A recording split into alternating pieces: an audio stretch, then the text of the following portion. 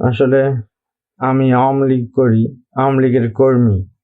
কিন্তু আমি আমার সৎ সাহস আছে এটা যে আমি আল্লাহর রহমতে আমার রাজনৈতিক ক্যারিয়ারে মনে হয় ইচ্ছা করে কখনো কারো ক্ষতি চাই নাই, করি নাই।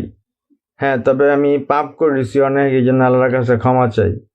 কিন্তু জননেত্রী শেখ হাসিনা, যাকে জননেত্রী বলা হয়, সেই জনগণকে ফেলে পালিয়ে যায়। আপনি যদি জননেত্রী হন, নেত্রী, আপনার উচিত ছিল যে মরলে মরবেন, আপনার কবর গণভবনে হবে, তারপর আপনি দেশ ছেড়ে পালিয়ে যাওয়াটা হয়েছে সবচেয়ে বড় মূর্খতা। আর আপনার কারণে আপনার সিনিয়র নেতা কাউবা কাদের, তাদের চাটুকারিতা, তাদের তো দরকার ছিল বাড়ি গাড়ি নারী সব হওয়ার পর তারা এই দেশটাকে মনে করতো তার নিজের বাপদাদার সম্পত্তি। তৃণমূলের কর্মীদের অবহেলা, অবজ্ঞা, আজ আওয়ামী লীগের অবস্থা খুবই আহত। এবং আওয়ামী লীগ আহত অবস্থায় বঙ্গবন্ধু মেডিকেল কলেজ হসপিটালে ভর্তি আছে।